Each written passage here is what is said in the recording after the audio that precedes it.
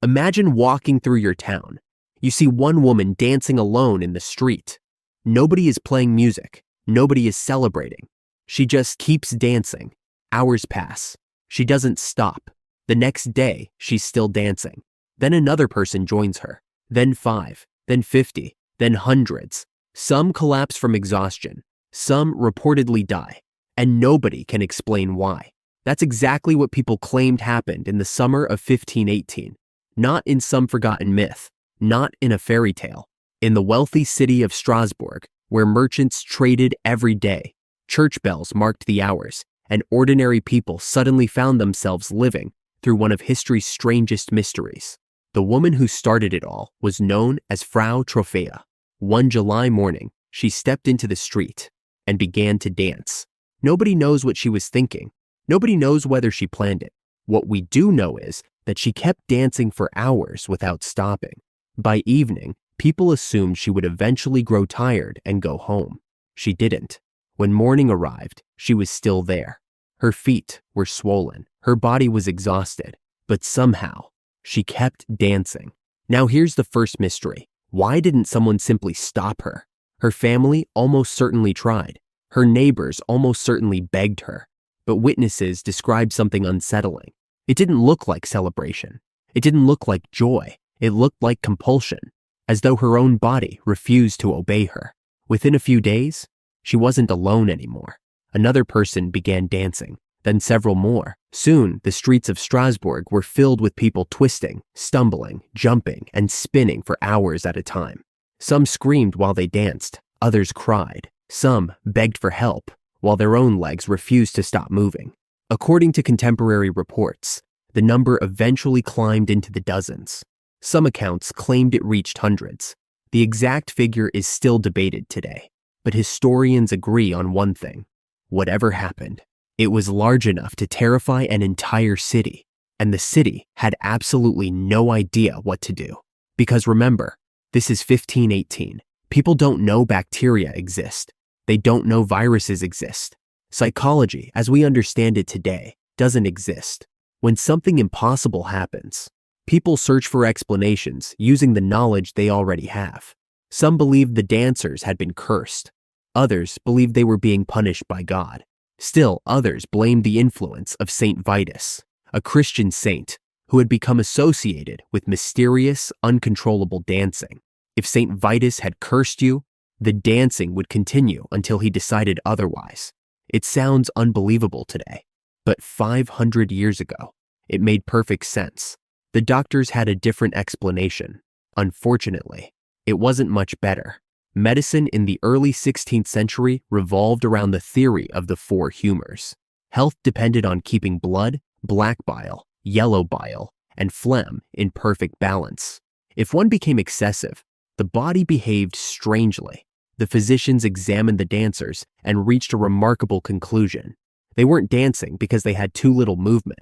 They were dancing because they had too much hot blood. And if the body wanted to dance, the safest thing to do was let it finish. So the city made a decision that seems almost impossible to believe. They encouraged more dancing. Officials cleared public spaces. Wooden stages were built. Musicians were hired. Drummers played louder. Professional dancers were brought in to keep the afflicted moving.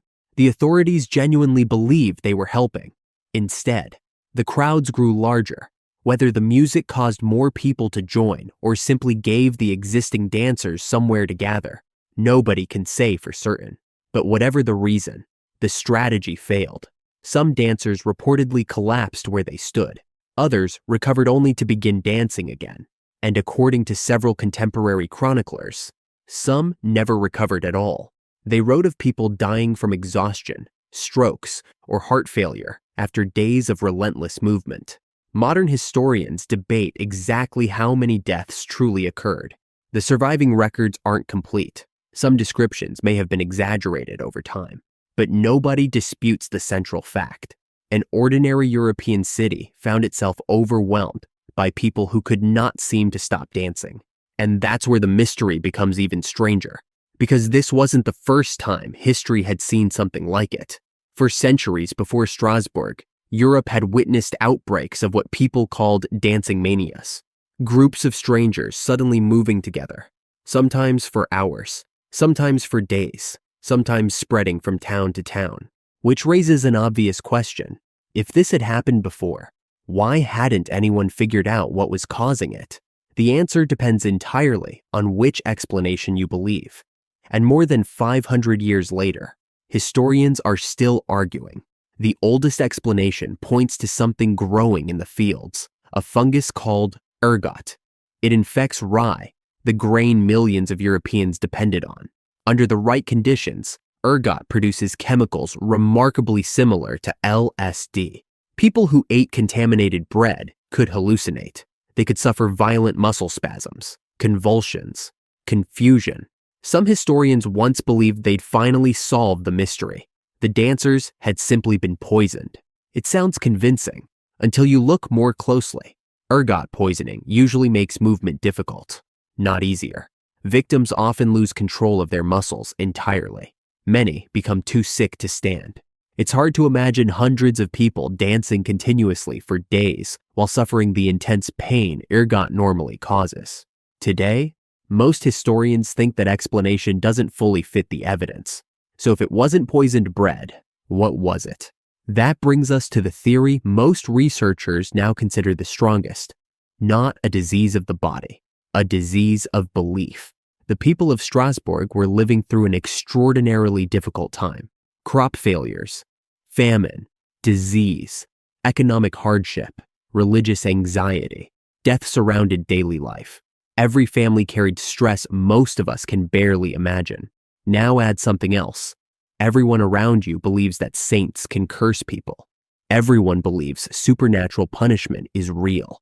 Everyone watches a woman dance for days without stopping. Then someone else joins her. Then another. Fear begins spreading through the city faster than the dancing itself. Modern psychologists call this mass psychogenic illness, sometimes known as mass hysteria. Despite the name, nobody is pretending. Nobody is acting. The symptoms are completely real. Stress becomes physical. Fear becomes contagious. The brain convinces the body that something impossible is happening. And once enough, people believe it. The number of sufferers can grow with astonishing speed. We've seen similar events throughout history. Schools where dozens of students suddenly develop the same mysterious illness. Factories where workers collapsed one after another despite no poison being found. Entire communities experiencing identical symptoms with no physical disease connecting them. The human brain is astonishingly powerful, powerful enough to create pain, powerful enough to create paralysis, and under the right conditions, perhaps even powerful enough to make hundreds of terrified people believe they couldn't stop dancing. Does that prove what happened in Strasbourg? No. 500 years is a long time. The evidence is incomplete. Some records disappeared. Others were written years after the event.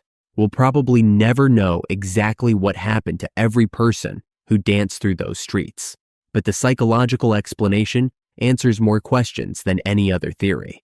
It explains why the outbreak spread from person to person, why fear seemed to fuel it, why similar episodes appeared elsewhere in Europe, and why the dancing eventually stopped.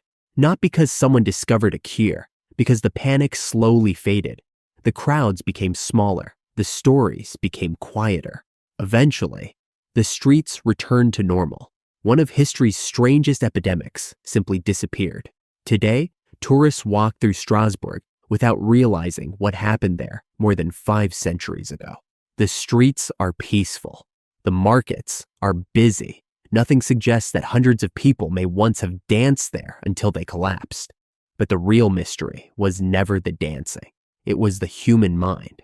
We like to believe our thoughts belong entirely to us, that our decisions are always rational, that if something impossible happened around us, we'd simply ignore it.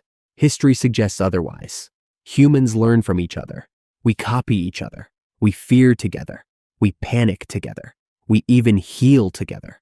Most of the time, that ability built civilizations. It allowed knowledge to spread from one person to another. Parents taught children. Teachers taught students. One discovery became 1,000 discoveries. But every extraordinary strength carries a hidden weakness. If hope can spread, so can fear. If confidence can spread, so can panic. And if enough people believe something impossible, the human brain may begin treating it as reality. Maybe that's what happened in Strasbourg, or maybe the true explanation disappeared centuries ago with the people who lived through it. Either way, one woman stepped into a street. She started dancing. Hundreds followed. 500 years later, we're still trying to understand why. And perhaps that's the strangest part of all. The mystery never really ended. It simply stopped dancing. Thank you for watching Vinta.